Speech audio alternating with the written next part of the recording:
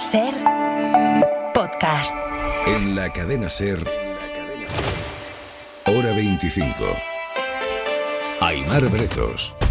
Una mujer española de 32 años está aislada ahora mismo en el hospital de Alicante con síntomas compatibles con el hantavirus. Ella estuvo en un avión en Sudáfrica con una de las contagiadas del crucero que terminó muriendo.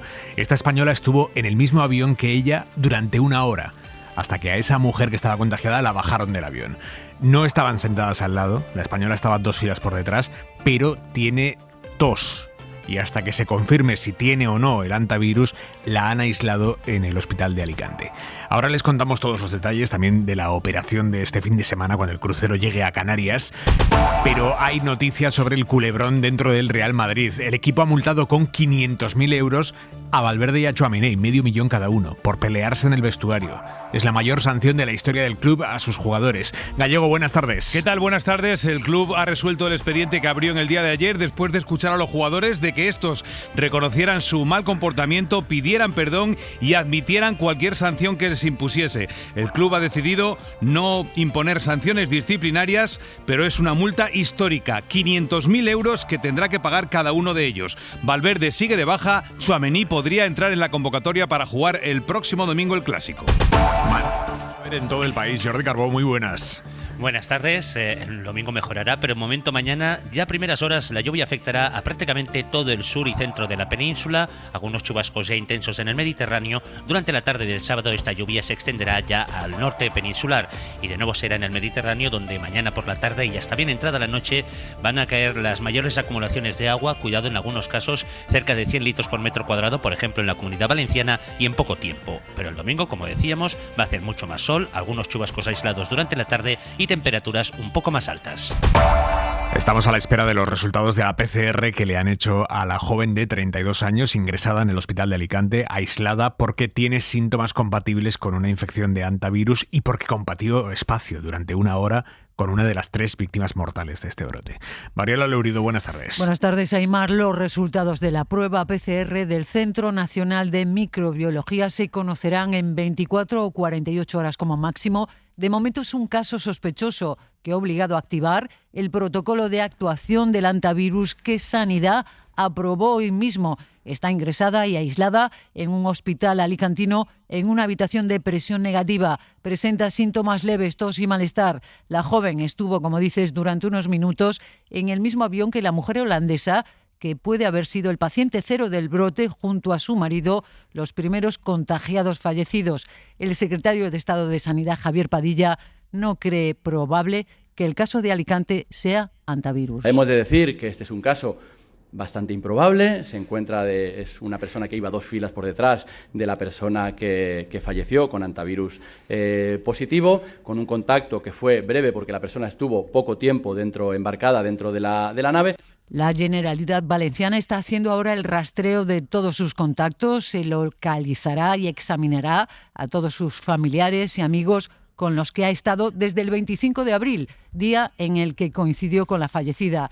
La vigilancia sobre ella será extrema, se le van a seguir haciendo pruebas en los próximos días y aunque se confirme el negativo, será trasladada al Gómez Ulla para hacer cuarentena. Si da positivo, será ingresada en la unidad de aislamiento y tratamiento de alto riesgo del Hospital de la Fe de Valencia. Además de esta mujer que está ahora mismo aislada en el hospital de Alicante, otra mujer que estuvo en ese avión también con una de las víctimas, de las mujeres que terminaron muriendo. Otra mujer, como digo, pasó por España también y se considera contacto de esa holandesa. Esta mujer que vino a España es sudafricana. Estuvo en Barcelona 5 días de turismo y se volvió a su país. Y la buena noticia es que a esta hora no tiene síntomas, Mariola. Sí, es asintomática y según el protocolo deja de ser caso sospechoso, no es persona de riesgo. Esto hace innecesario rastrear sus contactos por Barcelona, buscar a todas las personas con las que estuvo durante la semana que pasó en la capital catalana. Después regresó a Sudáfrica, donde se le ha localizado, identificado y se ha podido comprobar que no tiene síntomas. Al igual que la joven de Alicante, esta sudafricana también compartió espacio en el mismo avión de Johannesburgo a Ámsterdam con la víctima holandesa, que tuvo que desembarcar porque su estado era tan grave y su estado era muy grave y murió después en el hospital. Esto mientras el crucero sigue su camino hacia Tenerife. La empresa del barco acaba de confirmar que todos los que siguen a bordo, los pasajeros, la tripulación, todos están asintomáticos, no hay ningún indicio de que estén contagiados. La llegada del crucero al puerto de Granadilla de Abona está prevista para la madrugada del sábado al domingo. Fondeará dentro del puerto finalmente y a través de Zodiacs irán sacando a los pasajeros en grupos pequeños. No saldrán del barco hasta que los aviones que les van a llevar a sus países no estén listos para despegar. Esta es la gestión más compleja ahora, hablar con todos los países para que manden aviones o, si tiene que hacerlo la Comisión Europea, organizar todo ese dispositivo internacional.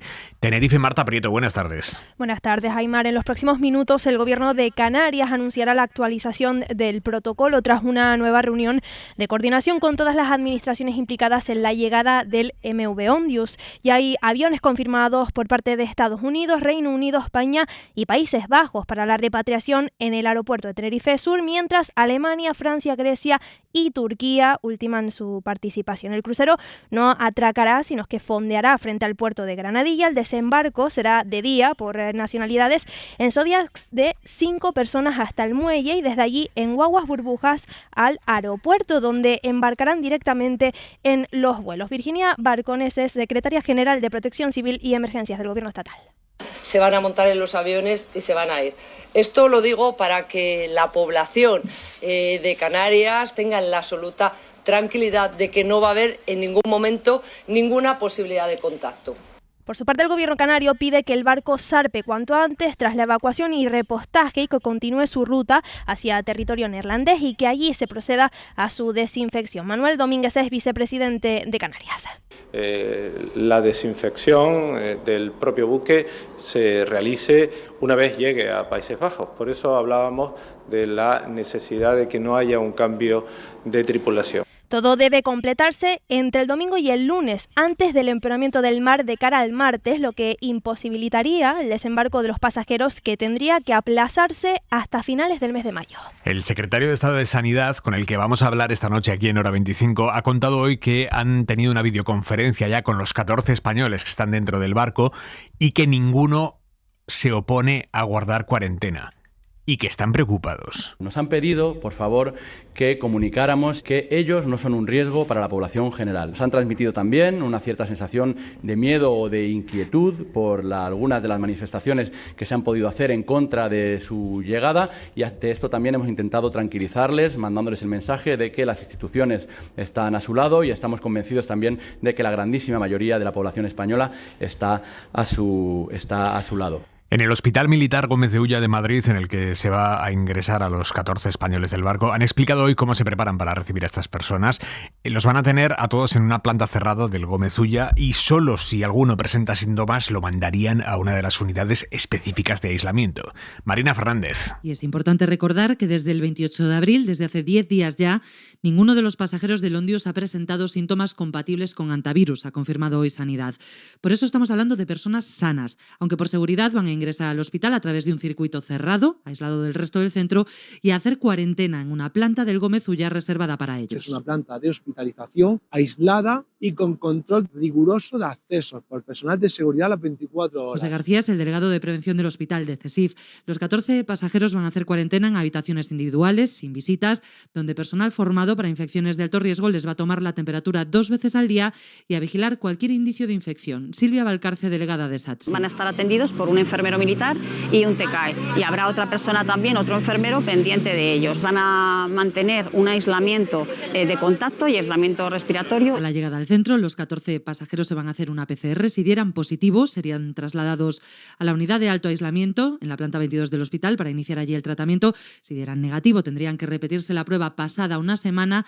Entonces, si siguieran libres de infección, Sanidad reevaluaría su situación. A pesar de los intentos que han hecho algunos por frenar a última hora la llegada del barco a Canarias, la Audiencia Nacional se niega a paralizar este proceso. Lo había pedido una de estas asociaciones que son Recurre Todo. Justicia Europa se llama, y el tribunal dice que no lo paran. Los jueces aseguran que, con lo que se sabe hasta ahora, no hay evidencias de que el desembarco vaya a poner en riesgo la salud de la población española. Miguel Ángel Campos. Los 3 magistrados de la sección octava de la Sala de lo Contencioso de la Audiencia son unánimes en su resolución. Rechazan impedir que fondee el buque, como pedía en medida cautelarísima Justicia Europa, y alegan para ello razones humanitarias, de cooperación internacional y de ausencia de peligro para los ciudadanos. El tribunal dice, literalmente, que no está justificado impedir el atraque del buque, pues la actuación está dirigida a la colaboración internacional en respuesta a una emergencia sanitaria, de manera que existe un interés prevalente en la protección de la vida y la salud de las personas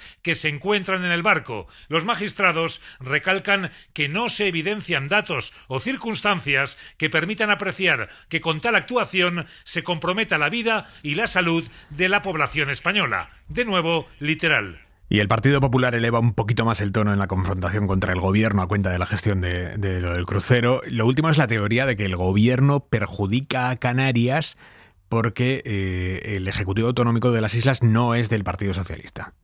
Esto pese a que quien pidió que el crucero fuera a Canarias fue la Organización Mundial de la Salud, porque es el puerto que consideran más seguro, o que está más cerca. Pero dice Esther Muñoz, portavoz del PP en el Congreso, que el gobierno manda el barco a Canarias porque el PSOE no gobierna allí. Bueno, atendiendo a todo lo que ha hecho Pedro Sánchez y a todos los antecedentes, evidentemente claro que le hubiera importado. Y si el señor Illa hubiera dicho, esto me genera aquí un problema, no lo traigas. Y lo hubieran desviado, probablemente a una comunidad autónoma del Partido Popular. Yo entiendo a la gente que ve la tele y ve los informativos y nos enteramos que está este barco, que hay países que han denegado su entrada, como Cabo Verde, como Marruecos, y que nosotros lo traemos aquí. No se trata de una cuestión de humanidad. Claro que queremos humanidad, pero es que la humanidad también es compatible con la buena gestión. Esto lo ha dicho Esther Muñoz en 4. Isabel Díaz Ayuso cancela su viaje a México, al que todavía le quedaban 4 días. No lo cancela, igual lo están pensando, no lo cancela para estar pendiente desde aquí del tema del virus y los españoles que vendrán a Madrid. No, nada de eso. Ayuso dice que cancela lo que le queda de su viaje porque, según ella, la izquierda mexicana la está boicoteando. 2 días lleva en Riviera Maya sin agenda oficial. Y mañana lo único que tenía es una gala de entrega de premios. Según el equipo de Ayuso, el gobierno mexicano había amenazado a los organizadores con boicotear esa entrega de premios si iba Ayuso. Y entonces dice Ayuso, pues entonces yo no voy. A los organizadores de esa gala, según el diario El País, no les consta nada de esto, de que el gobierno de Sheinbaum fuera a boicotear o hubiese amenazado. En fin, total, que Ayuso se vuelve de México. Y es increíble cómo este viaje meeting de la presidenta de Madrid para la exaltación de la conquista y la figura de Hernán Cortés se había vuelto incómodo incluso para la derecha mexicana. Radio Madrid, Javier Alonso. Ayuso cancela así su asistencia mañana a la gala de los premios Platino y también la tercera parte de su viaje de 10 días que le iba a llevar después a Monterrey. En su comunicado, la presidenta desvela además que son los productores de cine quienes han costeado su viaje y estancia sin agenda oficial en la Riviera Maya. Sin hacer autocrítica por una agenda que ha hecho aguas desde el primer día, la presidenta madrileña acusa a Claudia Sheinbaum, la presidenta de México, de boicotear su viaje. Asegura que ha amenazado a los organizadores de los premios con cerrar el complejo hotelero si se permitía su presencia en la gala. También acusa a la izquierda española de mentir, dice, sobre la ausencia de contenido de su visita al Caribe mexicano. Ayuso sembró la polémica en El País nada más poner un pie en tierra al participar en un acto de enaltecimiento a Hernán Cortés que ha ofendido a buena parte de los mexicanos. También sembró la polémica a este lado del Atlántico al desvelar la SER que había pagado más de 310.000 euros para acudir como invitada de honor a una feria. El ministro Óscar López es el líder de los socialistas madrileños. Este viaje ha sido un esperpento de principio a fin, no tenía ningún objetivo, no sé si promocionar el musical de Nacho Cano, pero más allá de eso no tenía ningún objetivo, no tenía ningún resultado más que provocar. Y por lo tanto ha ido a provocar y a salir mal. La señora Ayuso ha hecho el ridículo en México. Lo que ha hecho en México, insisto, es un bochorno para todos. 2 guardias civiles han muerto hoy, otro está herido grave al chocar en Huelva 2 embarcaciones de la propia Guardia Civil con las que perseguían a unos narcos en una narcolancha. Esto ha pasado a unos 130 kilómetros de la costa y las circunstancias del accidente se están investigando. Uno de los agentes estaba a punto de jubilarse. De los narcos no sabemos nada porque no se les ha podido detener. Huelva, Sara Castro. Germán, de 55 años, y su capitán Jerónimo, de 56 años, ambos con más de 30 años de servicio en la Guardia Civil, son los dos agentes fallecidos tras la colisión entre dos embarcaciones del cuerpo ocurrida este viernes por la mañana en aguas situadas entre Punta Umbría y Mazagona, entre 60 y 80 millas de la costa onubense. La Asociación Unificada de Guardias Civiles considera que lo ocurrido no es un accidente imprevisto. Soraya Salardón, portavoz. Denunciamos que las advertencias estaban sobre la mesa y la Administración volvió a ignorarlas. Nuestros compañeros siguen enfrentándose a organizaciones criminales extremadamente peligrosas, con medios insuficientes y en condiciones límite. La investigación continúa. El presidente del gobierno se ha declarado consternado por la muerte de estos dos agentes de la Guardia Civil y ha agradecido a las fuerzas y cuerpos de seguridad del Estado su servicio, su valentía y su compromiso. La Junta de Andalucía ha decretado mañana un día de luto oficial y el presidente en funciones, Juanma Moreno, ha pedido más medios para combatir el problema en el que se ha convertido el narcotráfico. Estamos en el ecuador de la campaña electoral. En Andalucía, el candidato del PP, Moreno, que opta a la reelección, ha abierto la puerta hoy más claramente que nunca a gobernar con Vox si no consigue la mayoría absoluta en las elecciones. No tengo la voluntad de gobernar con Vox, pero son los ciudadanos los que lo van a decidir. Y son ellos los que van a dictar. Yo voy a respetar el veredicto de las urnas 100%. Si los ciudadanos de Andalucía deciden que yo no tengo una mayoría, yo tendré que gobernar. Todo esto puede saltar por los aires. Yo tendré que gobernar. Y el que se ha pegado ya un batacazo impresionante es el primer ministro británico, el laborista Keir Starmer. Su partido retrocede tanto en las elecciones municipales que se han celebrado en Inglaterra como en las regionales de Escocia y de Gales.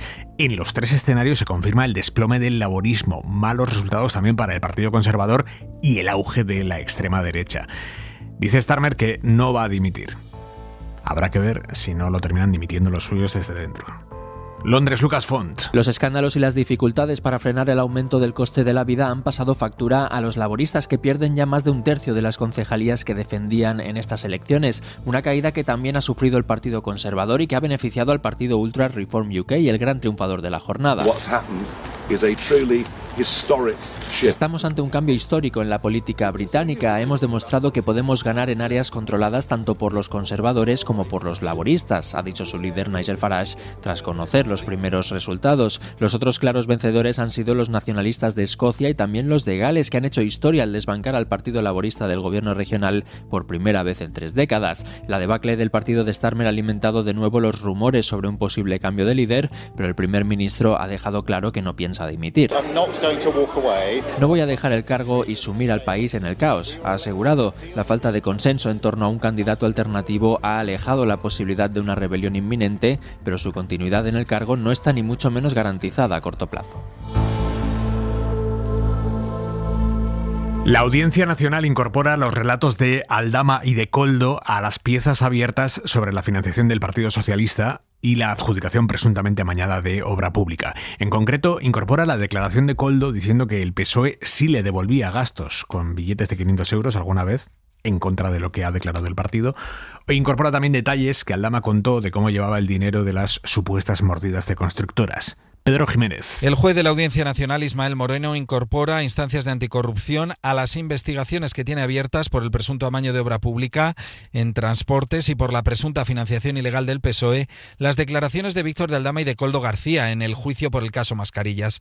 El primero dijo que sus compañeros de banquillo le colocaron el papel de intermediario entre constructoras y transportes para recaudar comisiones. ¿Cómo podemos ayudarnos para que ellos se lleven la licitación, que al final se la van a llevar, pero si les ayudamos a que la ganen, pues podremos tener un rendimiento que a nosotros nos hace falta para la financiación del partido? El antiguo asesor de transportes, por su parte, declaró que Ferraz abonó algunos de los gastos que presentaba contrafactura en billetes de 500, un extremo que José Luis Ábalos negó en el juicio. Usted nos afirma aquí con rotundidad que recibió billetes de 500 como reembolso a esos gastos, anticipo de gastos, reembolsos y dietas. Algunos sí. Anticorrupción quiere impulsar así ambas investigaciones después de que en el juicio Alejandro Luzón pusiera en valor la colaboración del comisionista Víctor de Aldama. La Fiscalía apoya que se indulte a Álvaro García Ortiz, exfiscal general, con el argumento de que la condena contra él por revelar secretos del novio de Ayuso ha generado consecuencias desproporcionadas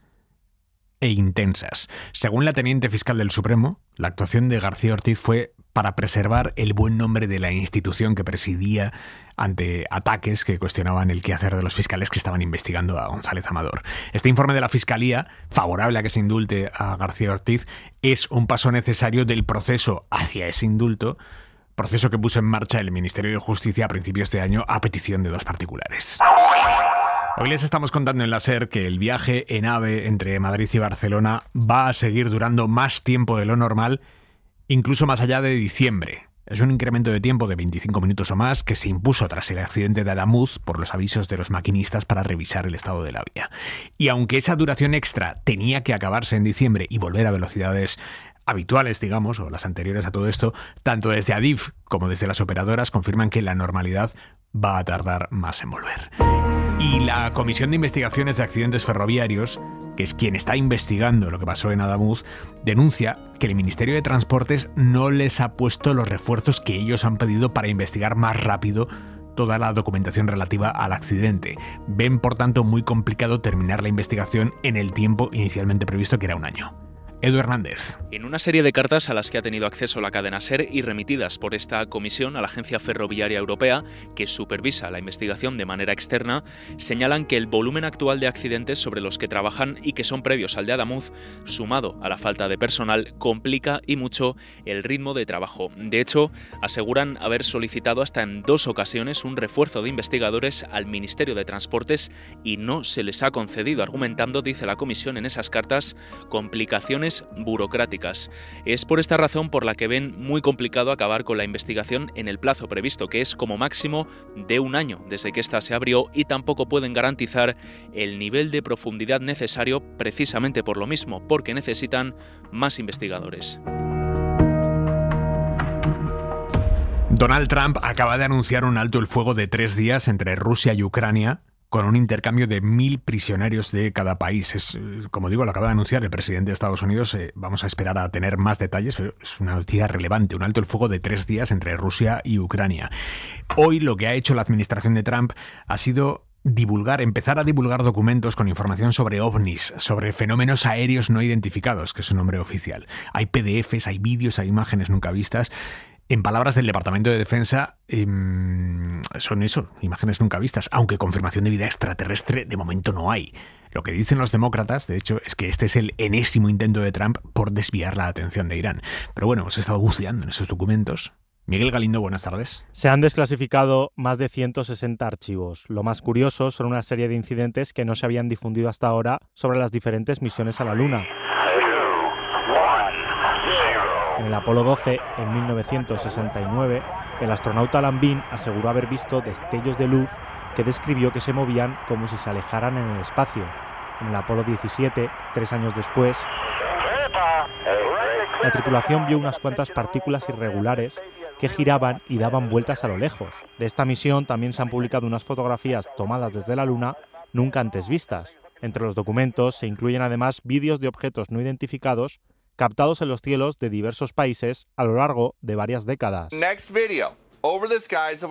Como un objeto volador no identificado captado por el Pentágono en Irak en 2022, o este en Grecia en 2023, como destacaban en la Fox.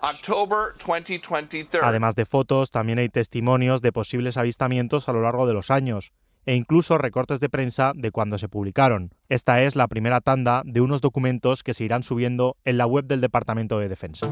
La mirada de Vidal Folk. La Audiencia Nacional ha cometido otro dislate.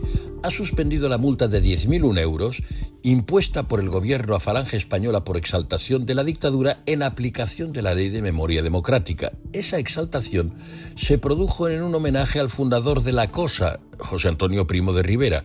La sentencia sostiene que no se justificó bien esa exaltación, humillación a las víctimas incluida. Hay que estar ciego para no detectarla en las falsas banderas de España que ondeaban, las de la gallina. Pero no es nada extraño. Como todos los tribunales de excepción, este comete errores continuamente. Lleva un récord y a veces tiene que reconocerlo. Así de memoria: la suspensión del ingreso en prisión de 2 españolas condenadas por yihadismo, la confusión de una testigo en el caso Pujol a la que multaron y se habían equivocado de persona, la condena por los hechos del llamado Tsunami Democratic, que se la comieron con patatas, la prisión preventiva al expresidente del Barça, Sandro Rosell, durante casi 2 años, en una causa sin causa ni razón ninguna, tras la cual ese tribunal le tuvo que indemnizar con una cantidad de tan ridícula, humillante. No es nada extraño. Este tribunal es de excepción a la democracia. Se creó el mismo día antes de las primeras elecciones del 77 y en la misma norma que se enterraba un tribunal criminal de la dictadura, el siniestro TOP, Tribunal de Orden Público, del que absorbió buena parte de las funciones represoras contra los demócratas que resistían al franquismo. La Audiencia Nacional es su heredera. 10 de los 16 miembros del TOP lograron atrincherarse en ella como presuntos jueces, en vez de haber sido depurados y, en su caso, juzgados y condenados. No es extraño que sus seguidores protejan a Falange. A ver cuándo la cierran. Para no perderte ningún episodio, síguenos en la aplicación o la web de la SER, Podium Podcast o tu plataforma de audio favorita.